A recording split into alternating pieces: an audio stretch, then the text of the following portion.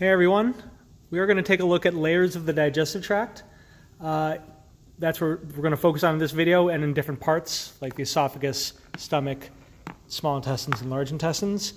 Some layers are common to all, but some are slightly different. So let's take a closer look.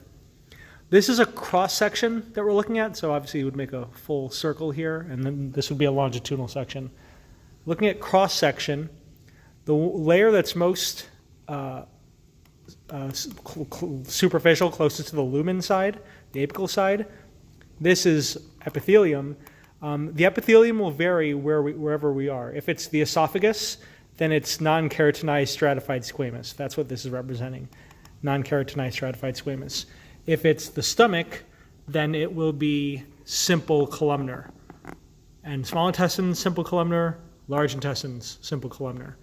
So we have simple columnar in the later parts of the digestive system because we're secreting and absorbing things. We have stratified, non-keratinized stratified squamous in the esophagus because there's lots of abrasion when you're swallowing and pushing food down to the stomach. No matter what type of epithelium, we call this the mucosa. It's a mucous membrane. Mucosa is just another word for mucous membrane. So you've got your mucosal epithelium of whatever kind. The mucous membrane is made up of the epithelium and the connective tissue deep to it in this lighter color. That is the lamina propria. It's made of areolar connective tissue. The final layer is this narrow layer of smooth muscle. This narrow layer of smooth muscle is called the muscularis mucosae. Muscularis mucosae. So the whole mucosa is from here, epithelium, plus lamina propria, plus muscularis mucosae. That's all mucosa. All of these layers, all these regions, the esophagus, the stomach, small intestines, large intestines have it. One way that these layers are arranged, the mucosa is arranged in different places, is that it has texture. So in the esophagus, you can see it's pretty much straight. But when we get to the stomach, you see all these folds and ridges. Those are called rugae. Those are called rugae. Rugae are like expandable accordion folds. So here you can see a whole stomach, and you can see the rugae here. We want our stomach to expand so that it can hold food. But if you, on a microscopic level, that's at a macro level. You can see rugae. At a micro level, these are actually pits. So I misspoke. These are pits. Those are rugae.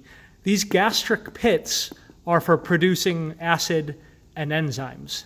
Gastric pits are for producing acid and enzymes. So it goes in. I know that seems very like a small difference if we're diving in versus reaching out.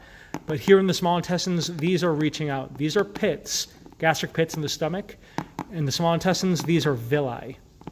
We have villi in the small intestines. This is to increase surface area. So not only can we secrete stuff, but we can also absorb stuff at a higher rate. The stomach is not for absorption of nutrients. The small intestines is. And at a macro level, just like we had rugae at a macro level in the stomach, and then gastric pits at a microscopic level, tissue level, we have villi at a microscopic level to increase surface area. At a macroscopic level, we have what are called plicae. You can see that in here. Here's the duodenum. You see these ridges here? Those are plicae circulares. They're circular ridges. And those are to increase surface area. Rugae are to help for expansion. Plicae are to increase surface area for secretion of enzymes and absorption of nutrients. So we want to increase surface area as much as we can in the small intestines, which is why it's such a long, circuitous organ. Back to the layers. So that was all mucosa. We were just talking about mucosa. Oh, you know what? There's one more. Sorry. Large intestines.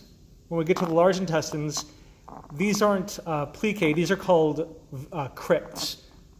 They go deeper in, kind of like the gastric pits, but these are for heavy secretion of acid and enzymes.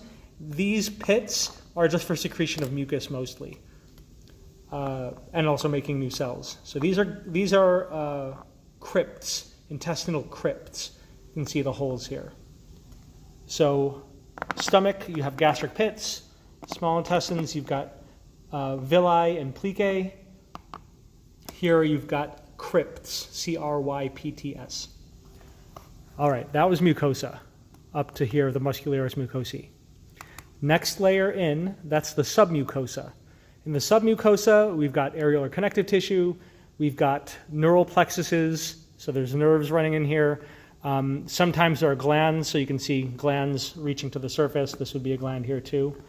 And in certain parts of the mucosa, you've got lymphoid follicles, lymphoid nodules, so like the Peyer's patches when we get to the ileum of the small intestines. That would be found in the submucosa. Next layer, there's actually two, but we're going to call it one. All this is muscle, smooth muscle. Some of it is circular, some of it is longitudinal. This is the muscularis externa. Muscularis externa. It's the external layer of muscle. Note how much bigger it is compared to the muscularis mucosae. Muscularis externa is much bigger. In the esophagus, it's for helping push food down. The stomach, it's helping for mixing food up, so peristalsis, segmentation, and then more peristalsis to push food forward. So this is muscularis externa, very large, smooth muscle of the digestive tract, innervated by the vagus nerve. Finally, the outside layer depends on where we are. If we're in the esophagus, remember the esophagus is a retroperitoneal organ, the outer layer protecting is adventitia. Just like what we saw in blood vessels, the tunica externa, adventitia, it's dense irregular. So the esophagus, it's retroperitoneal, we have dense irregular surrounding that. But for the rest of them, for the stomach, for, well, parts of the small intestines, the jejunum and ileum, not the duodenum, and parts of the large intestines, the cecum, transverse, and sigmoid. Those all have serous membrane on the very outside, serosa. Mucosa on the inside, serosa on the outside. The serous membrane, remember, is peritoneal membrane. In the abdominal cavity, we have peritoneal membrane, so this will be representing the serosa, the peritoneal membrane. The organs of the digestive tract that don't have serosa, the ones that have adventitia, are the esophagus, the duodenum, the ascending colon, and the descending colon. And I guess the rectum if you're including that as well. All right, those are the layers of the digestive tract. Please let me know if you have any questions. Thanks for watching.